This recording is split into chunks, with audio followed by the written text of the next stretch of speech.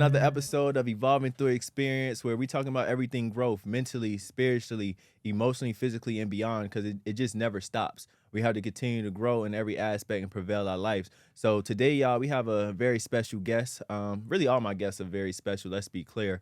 But this is definitely a vital one I wanted to put out early. We have Shakespeare Baggs. I was about to say Biggs, but Baggs. I know that's not the real one, but yeah. But Stevie Baggs, yeah. Nah, bro. How you feeling, bro? Man, supreme. Yeah. For real, you bro. should. Thanks for having me in the building. Mm-hmm. I'm excited about the conversation. Nah, I'm excited too, Yeah. man. I know it's just gonna be a long conversation more than likely. I know we ain't even gonna be able to fit everything in this conversation. Yeah. But nah, let's start behind the scenes first. Let's just start. Who are you and how did you get to, before we get to who you are today, just who are you, where you from? Let's start there. All right, but before I go into that, I wanna tell you that I appreciate you for having me on the platform and seeing something in me to be able to add some value to what you have going on. Appreciate that. And so before I answer my question, I want to ask you, what's your why? Like, why did you have me come on? Truth be told, it's more than one answer, but to keep it short, it's like I said, when we first met, man, you know, when energy is just like in sync, you can feel it. It's like, it's not even a thing that I could describe all the time, but from our initial conversations, just talking about, we was on the same timing, and our conversations from the valley was just like, yo, like, I see that I'm leading in the right direction, because obviously you're older than me, and obviously I think, I don't know, I mean, you're a mentor to some degree, yeah, like, and not necessarily meaning the old age, but it's like you have something, the energy, I felt that, and then from our conversation, it was just like, okay, I'm headed in the right path, because as a young person, it's like, you may not get that all the time from older people sometimes, or even your peers. So when I felt that energy, and then just all of our conversation, and then even staying connected over the time, it was just like, all right, this is needed. That's for love. sure, man. That's love. For sure. No, it's matter of fact, I just left the Valley. Oh, I just left Fort Valley about 3 weeks ago. Okay. You just spoke at a commencement, right? I just did a commencement for Russ College. Okay, Russ. Last okay, weekend, but man, listen, I'm just very, very thankful to be here once again. And you know, I'm from a city called Pompano Beach, Florida, down in South Florida, man, and I was brought up in a kind of traditional setting. It was all melanated, but I had both my parents, you know, until the age of 14. My parents got a divorce, but my upbringing was really traditional in the sense of being in the South, going to church. I grew up in a Pentecostal setting, so it was like, for me, it was like I didn't even get a chance to listen to secular music till I was a certain age. My parents didn't let us do everything and anything, and you know, as I lift the veil and become and have become more grounded and convicted on what I stand on to know is my truth, right? I still can appreciate those days, right? And I can appreciate being covered and being in a place where I had that love, you know, and I give my parents, man, I pay homage to both of them, because, you know, they were babies when they had me. They were 17, 18 years old when they had me, you know, and so, you know, as you look at how the universal God, the creator of all things, gave you a chance to still be chosen in the midst of that, I'm just thankful, bro. Nah, for sure, as you should be, and I'm glad you said that, because do you feel like, you said, in what age do you feel like you started opening that higher level of understanding, like, for what your truth, what you found your truth to be? Because that's exactly what we're gonna dive right into it at this point. Oh, yeah. You already brought it in. No, so I let's love go. it. I love it. You know, as I matriculated through, you know, elementary, middle school, high school, college, there's always levels of you know, enlightenment, or levels of degrees of openness and learning, right? And evolving as you would. But, you know, playing in the NFL and CFL and recognizing how the sports and the business world and how everything is based on relationships and how those relationships are formed and how those relationships are cultivated has a lot to do with how people view you. Correct. You know, whether their view of you when they see you, their impression of you when they hear you speak, all of those things really matter. Correct. So your religion, your politics, your education, your economic, and your social status, Correct. I call them the 5 Ps. Those are all the things that, you know, this 5 power structures that we deal with on a day-to-day basis. That's how you are looked at in this system. Correct. And so as I receive more information going through life, I lifted another veil. Yeah. You know what I mean? And Spiritually. continuing to, yeah. Continuing to lift them. Yeah. And the more I know what I don't know. So, That part. you know, it was an age where I would ask a question as a elementary student that someone may have said, man, why was the elementary student asking that? Right. And then you go in middle school and then they, well, dang. Yeah. And so there was points in times where people knew you were different. Correct. You always been picked out to be picked on in a sense. And that differentness, being an alien, so to speak, kind of, you start to be more grounded and more comfortable in that space when you know your value, you know, and you know your worth. Yeah. No, and I'm glad you said that because, like you said, the questioning. I think we got to question everything. I think people think when you say question everything, they take it lightly. Like, no, you literally should have. You have the ability, the freedom to really question everything. And like you said, being young, and that's where I know I've questioned things. Like you seen Hidden Colors, right? You had to, okay, of course you've seen them. So I've seen Hidden Colors at a young age, but before I even seen it, it's like these are questions I've been having just from that, like, and not even, that's just one aspect of it. Exactly. But it's like every time I would ask it would be shut down. Like, why would you ask that? Like, it's like so absurd to ask like vital questions. Like, I'm just supposed to just follow whatever everybody else said and just do it because they said it. Or why can't I not ask it? And if it's so valid, you should be able to answer that question without bashing me for asking it. So when you, so what you said, when did you see Hidden Colors?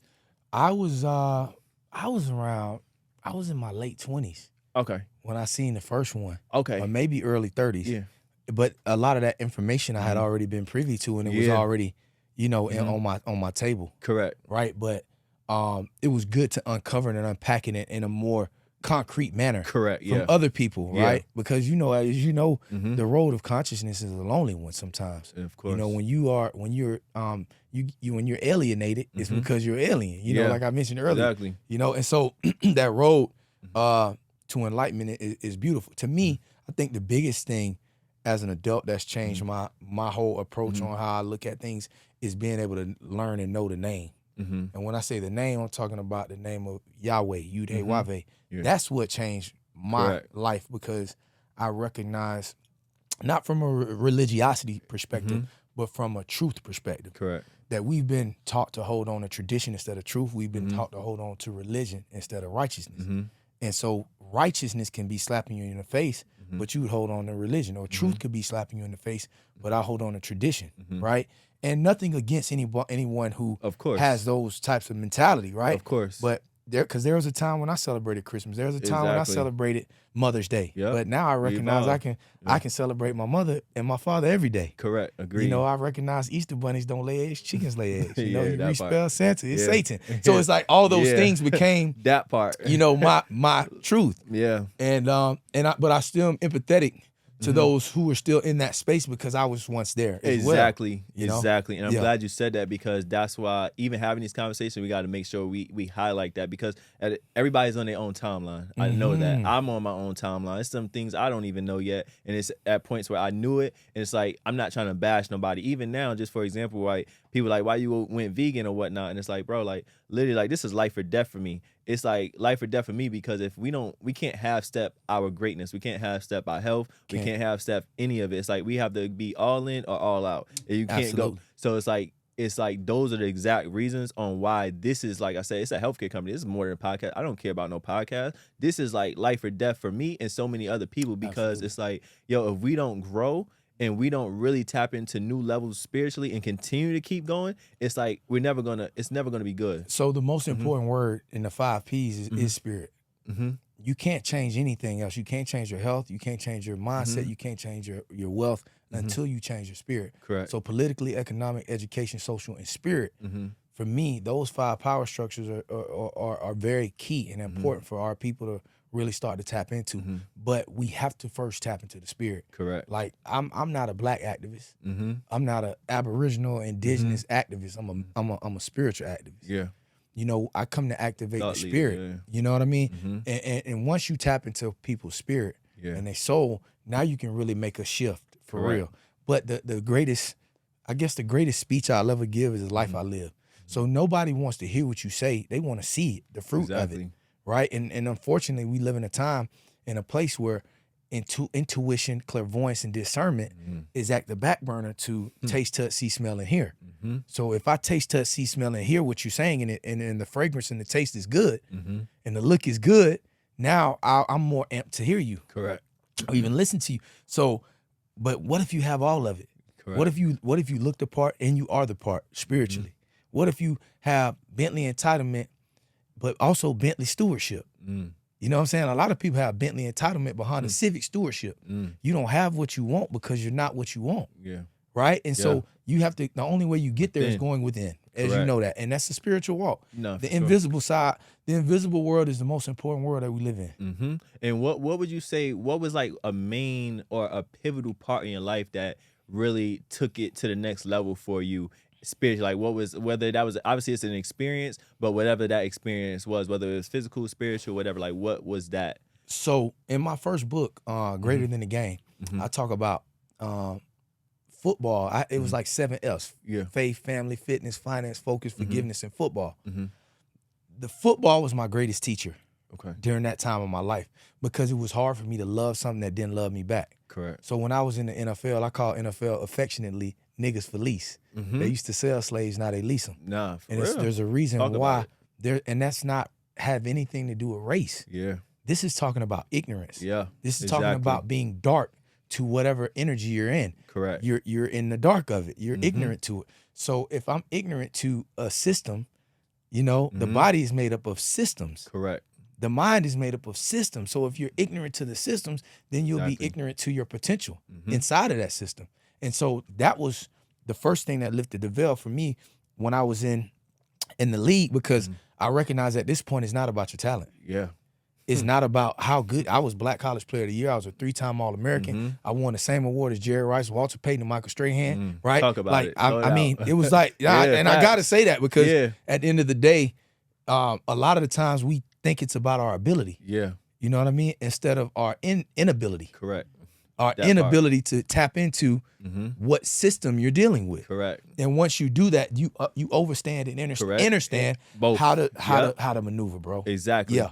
Nah, that's so vital. I'm glad you said, like you said, understand the inability, because it's like we always look without like other places, feeling like, yo, like, and that's where I feel like I'm grateful because I found that out young. And obviously I know I've been here before. So it's like finding that out young, like, yo, go inside, like everything I need is within me already. I just got to find it. Whether that search may be lonely search, but it's there. And it's like, once you adapt that mindset, it's like, I think it comes a lot quicker for you. So with that, yeah. Oh, do you agree? No, oh, 1000%, because and I can only be 100% inside of this conversation, I guess. But I totally agree with you, because the time is speeding up. So whereas I became a little bit more aware at 27, 26, 28, now you at 21, 22, 23. Yeah. And then, you know what I mean? Yeah. So like my OGs and my mentors are always telling me, hey, bro, like, look, man, you the one. You got it. I wish I thought like that when I was 40, 1 years young. And now I'm telling you the same thing. Bro, when I was 23, man, I you know, but everything is for its time and its purpose and it's divine timing. Correct. Divine timing, yeah. And you know, there's a verse, man, biblically that I always resonate with now in this time. And it says that the wealth of the wicked is stored up for the righteous. You don't have to be right, homie. You got to be righteous. Facts. Righteousness is based on your intentions. And the word intentions begin with I-N. So to me, that's why I said earlier, the invisible world, the most important words in the English language starts with I-N. Intellect, integrity, insecurities, insight, information. That part. Right? Exactly. So if I go within, I'll never be without. That part. Right? My output is based on my what? Input. Exactly. Every time. It's no way around it. Whether whatever I'm consuming. If I'm consuming my food, my TV, my music, my government, my education system, all of that, whatever I consume, that's going to determine my output. That part. Yes, sir. And what would you say you do now, like a pivotal thing you do now to keep this foundation? Well, of course, still building that foundation, because I think people think just because we speak like this and we not necessarily portray an image, but it's like we're constantly bettering ourselves. They only think we all good, but it's like on the back end, behind closed doors, it's like we still have our battles too. So what do you say is like a constant thing you do, whether that's daily, monthly, weekly, that you just pretty much go through? No, first of all, that's a profound question, because you're right. When you come across to people, your image, the image you project when it's a righteous or holy or divine image, sometimes people hold you to that standard to a fault without understanding and overstanding. Once again, understanding that the most important thing I do is self-inventory. Yeah. I do self-inventory. So you can't judge me and tell me what I already know about myself. Remember 8 Mile and Eminem? He started cracking on himself. Yeah, exactly. Like I'm if I give a speech or if I say something, usually I've been through it or I'm talking about me. Exactly. I got to do better in the area of what I consume, who I'm around, fasting more, being more grounded, right? And not allowing what I can't do to interfere with what I can do. And what I can do is stay grounded. What I can do is not be in fear of my past or my present. I mean, or my future. Yeah. If you are in fear of your past or your future, you're dealing with anxiety and depression. Exactly. So if you're wavering in between those two spaces, you won't be grounded enough in the present to be able to make sound choices and decisions. Exactly. And when you're in a world like we live in, you're always gonna have to deal with anxiety and depression fighting you daily to be able to say, hey man, would you stand up? Yeah. Hey man, would you sit down? Yeah. Hey man, will you keep going? Never give up. Or hey man, just slow down. Right? Like sometimes we don't understand the importance of that. Yeah. Right? We think that sitting still sometimes is a curse and a crime in today's world. Yeah. You can evolve and sit still. Exactly. You can be grounded and still elevate. Exactly. You can't elevate until you are on the ground. You gotta first elevate, be grounded. Nah, for sure. So I do self-inventory. And I'm talking about real true self-inventory. Like, bro, you did some green ass shit today. Yeah. You know what I'm saying? Bro, that was flawed. You shouldn't have said that. Yeah. Man, you might want to go apologize. Yeah. Like that kind of work. Yeah. And that's accountability. Man, you shouldn't have ate that. Yeah. See what I'm saying? That accountability. Like if you can do that to yourself, yeah. Man, I got chills thinking about it because that's what's propelled me to be able to, I think it's a certain level of stewardship. Yeah. Bro, that if you can't take care of what you have been gifted with from the Creator, which is your temple. Correct. Not just the physical temple working out and going to the gym. I'm talking about a new gym called guarding your mind, guarding your money, guarding your manhood. Like if you can't take care of that gym, bro, you working out is null and void. Because you got a 6-pack, but your credit score 540. That part. Right? That part. What about you got a 6-pack, but your consciousness is on E? It ain't even on F. On fumes. I'm talking about running on fumes, homie. Facts. So imagine a brother, holistic brother or sister, who their credit score is great, their spirituality's in balance, and their economics matches. That's a holistic being, and you don't have to have the money. You got to have the wealth. Yeah, it's a mindset. Exactly. That part. Right? Heaven and hell is a mindset. Exactly. Prejudice, racism is a mindset. Being sick and being healthy, all of it's a mindset. And what's in the middle of the word mind? In. Exactly. So it goes back to that, bro. Yeah. And once we recognize how important it is, homie, to do that, now we put ourselves in a space to not allow any outside entity, person, place, or thing, to detract us from our purpose. Exactly.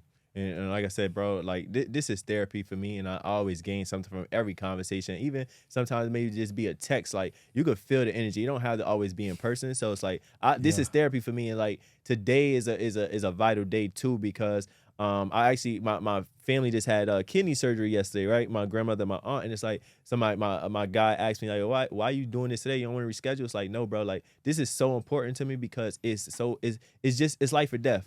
And like you said, it's a matter of, you said not staying stagnant. And that's why you see, like, I got the stairs. It's like, you could be you may feel like you're on the same level. You always moving forward. Even if you get to the end, it's like you're still, now it's just taking it to a new level. You're not at the end. It's going to keep going. It's like, you see, it's no limitation. There's no limitation on it. Yeah, that's why I left it open because it's like, bro, you're going to keep going. And like I said, you're going to keep reaching new heights. And with that being said, I wanted to ask you, I know we'll go back to the therapy, but I know you said your mom and your dad had you at 17. Do you feel like that obviously it played a vital part, but what were the positive parts that it played on you having a daughter and being a parent? So I have a daughter and a son. Honor and power. Okay. Oh, I like that. Honor gonna get on me because I don't have her thing on today. But shout out to her. Shout out to Honor. We know Daddy love you, baby. For sure. But my family dynamic was so important to me because me having children older, I now have way more grace for my parents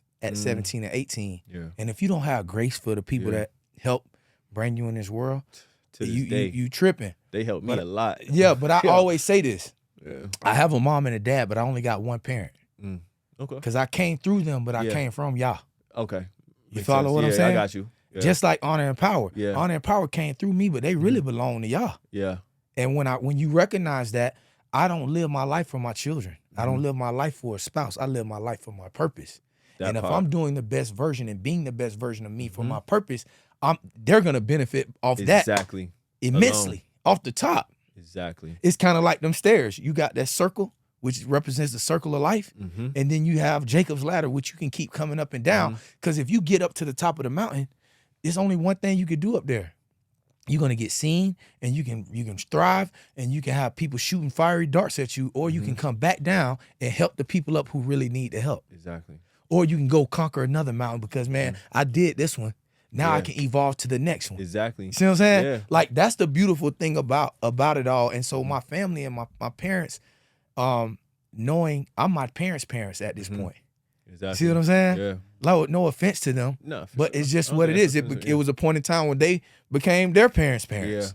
Right? And because time is speeding up, you might be your parents' parents sooner than later. Yeah. If not already. Yeah. Because to have the mindset and mentality you have and making it functional in your life, that's the key. Exactly. Because to know and not do is not to know. You know what I mean? If you know something but you ain't doing it, then you don't know it. Yeah. Because if you knew it, you would do it. Yeah. That part. Right? So that's why when you look at the state of our people, melanated people, and I always say melanated, and I can tell you why if you want to know, but the state of our people is the way it is because we don't want to repent and confess for being the original people. Because if you're original people, then you committed the original crime, the original transgression, the original sin. Accountability. Come on. Accountability or higher standard that we have to set for ourselves in order for us to be propelled to the next level that we're going to go to. Exactly. Which, walking in our dominion, walking in our order, and once we start to do that, we'll see the tide change. We'll see us being able to be walking opulence. And you don't see women. You see women talking about they bosses and divas and this and that, right? You don't see women saying, man, I'm bosses, divas, and independent. Yeah. You don't hear them saying, I'm regal, I'm opulent, I'm virtuous. Those are words that's not in our vocabulary that should be anymore. You don't hear men talking about I'm noble. I'm divine. I got a friend called, his name is Noble and such. You see what I'm saying? Honorary. This is why my children name Honor and Power, because you can't have honor without power and power without honor.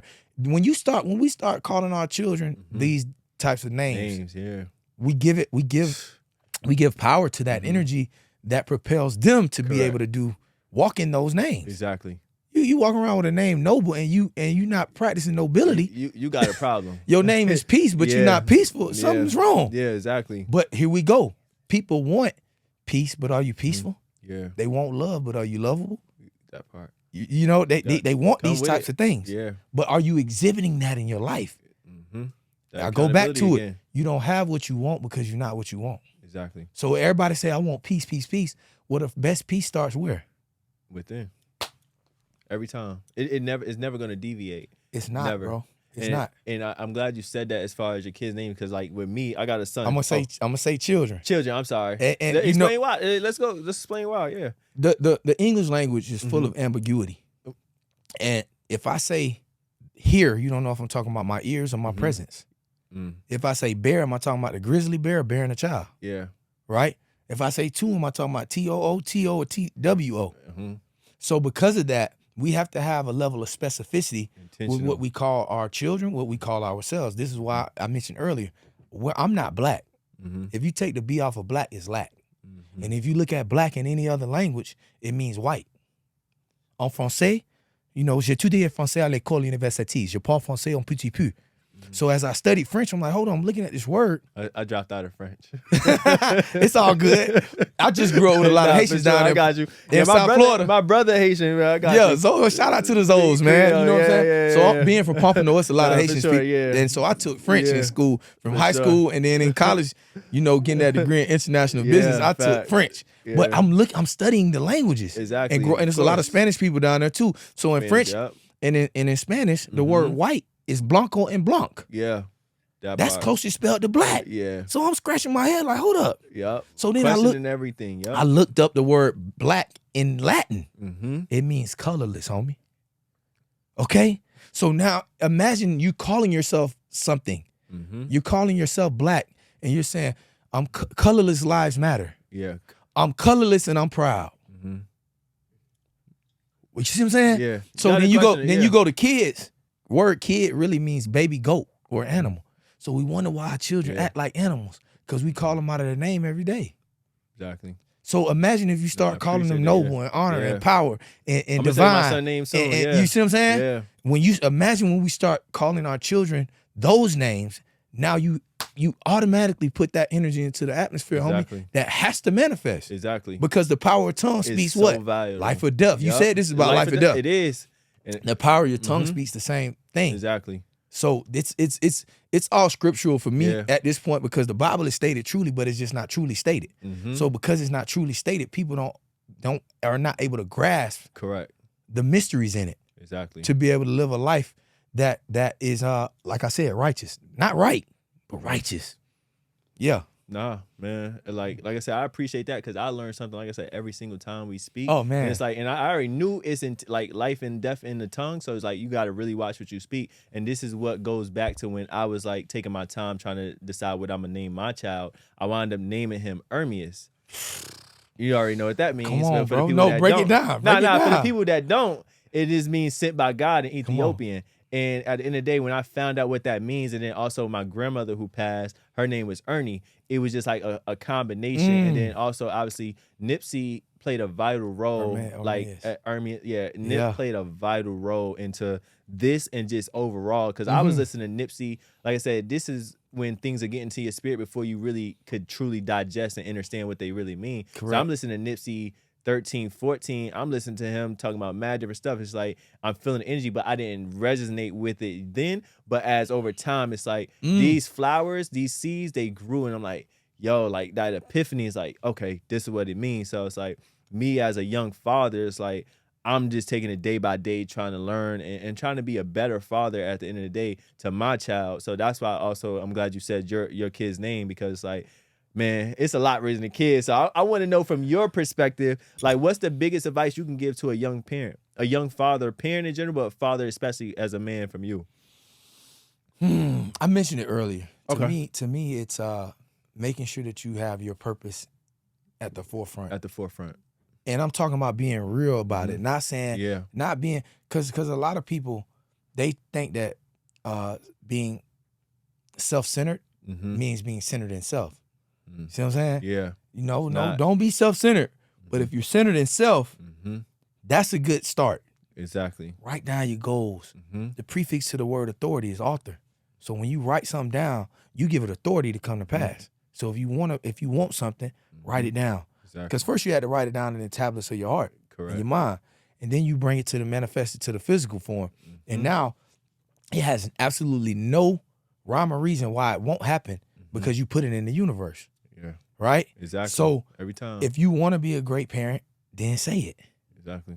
You know what I'm saying? I write that. I'm glad you said it. See what I'm saying? And I've been writing for a minute, like journaling, really writing. So it's like I did this, and I got to actually, not that I'm not consistent with it now. It's like every day I made it, like I think I did it for like 30 to 45 days. Every day I just got up and I wrote different affirmations. I will be a better parent. I will do this. I will hit this financial goal. And the financial was the last thing. It's like, it's about the bigger things, like the spiritual aspect first for me, because you can get the bread, but it's like, if you're not centered, like you said, it's like centered within yourself, it's like, that's not going to matter. I'm glad you said that. And the only reason I'm cutting you off is because children care about your presence and not your presence.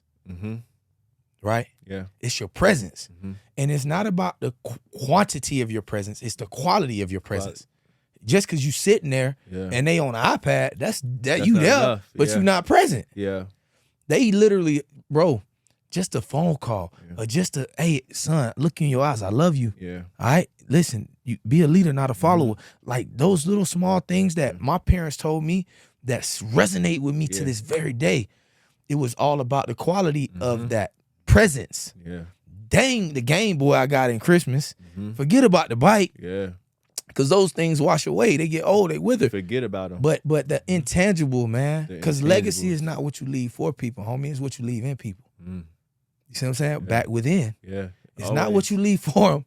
Yeah. It's what you leave within them. That's what true legacy is. Because we know a lot of people who have a lot of money and left their children lands and cars and houses. And what do? They squandered it because they didn't understand the power of the purpose behind it.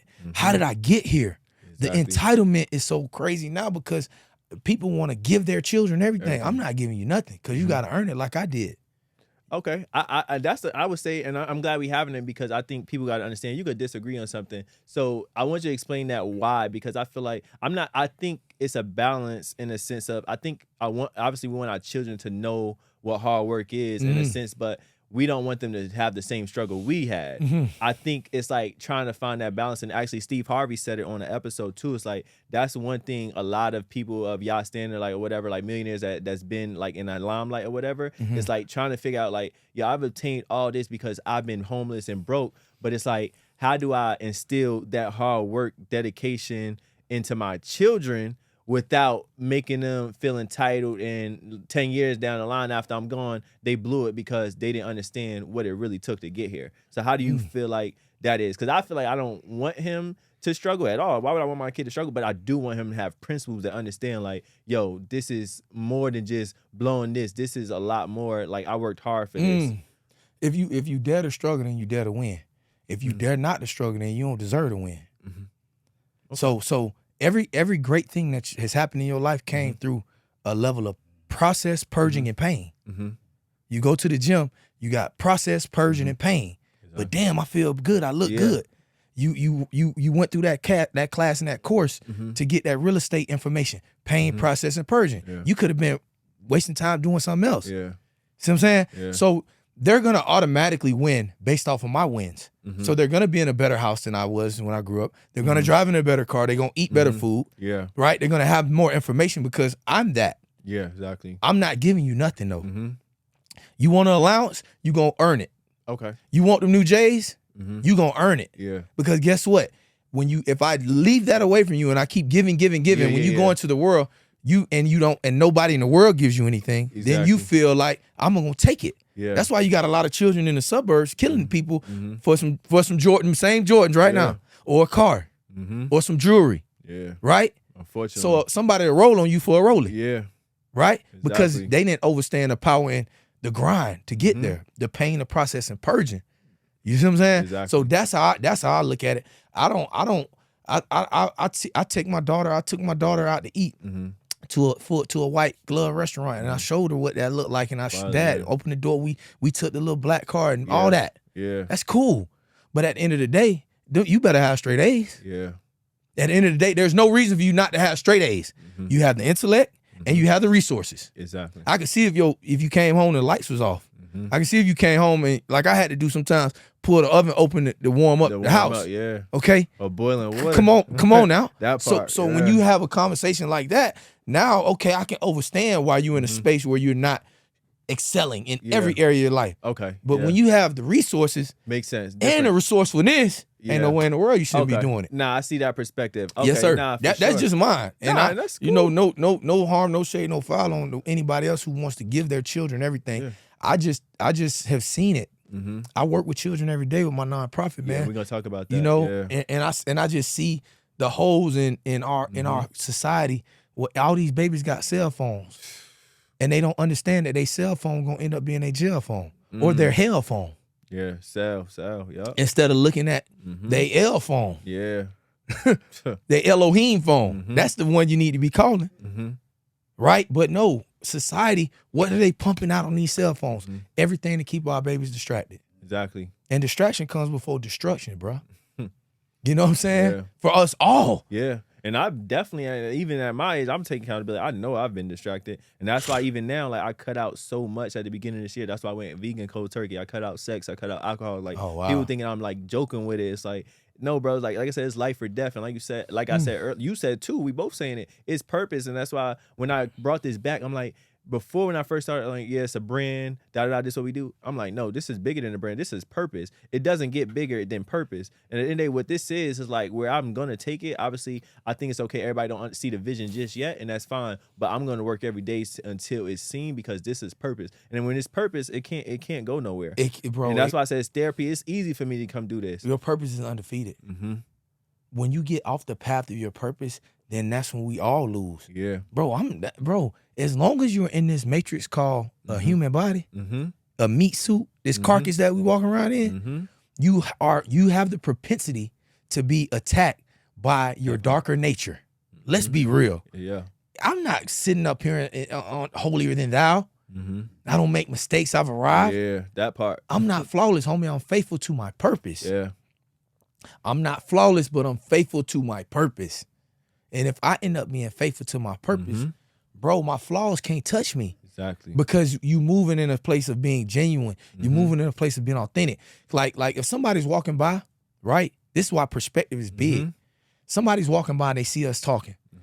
And then I spit on your shoe. They might have thought I spit on your shoe. They didn't know I was choking. See, that's why you got to get the big picture of everything instead of just making an assumption of what you just saw from your truth. Yeah. I have something. I'm glad you say your truth. Your truth. And that's why I say it's three sides to a story. It's your truth, my truth, and the facts. People say your side, my side, and the truth. No. It's your truth, my truth, and the facts. So if you're looking at a number 6 and I'm looking at a number 9. Yeah, exactly. We arguing about a 6 and a 9. Exactly. The thing is that your truth is 6, my truth is a 9, but the fact is that it's a number. And it's not until I get up from my own perspective and come, oh, hold on, Brody. Yeah. That is a 6. And you like, dang, Baggs. Yeah. That is a 9. Yeah, exactly. So now we're in a space where we can really overstand one another. Even if you're grounded in your 6 and I'm grounded in my 9. And it don't have to be an argument. It's just it's a fact. Okay, and we can still move forward. 2 things can be true. Exactly. You said 2 things can? Two things can be true at a time. Exactly, yeah. Right? Like you might call it gravity and I might call it cavity. Yeah. But I'm still falling. Yeah, exactly. You see what I'm saying? Yeah. Like when people, we get, sometimes the semantics of it, especially when it's an inarguable principle like gravity or like oxygen or like the sun, we can get caught up in semantics. But those things don't need to be validated by your ignorance. The beach and the tide don't give a dang about your opinion. It's gonna keep flowing back and forth. A shark gonna do what a shark do. You ain't never seen no lion jump in the water to do what a shark does, and a shark go in the air to do what an eagle do. But they all operate in their own place, divine order, divine time. Once we operate in our divine order, imagine how we have dominion over them. Yeah. So the reason why we're not winning culturally, holistically, is because we're not operating in that divine order. Exactly.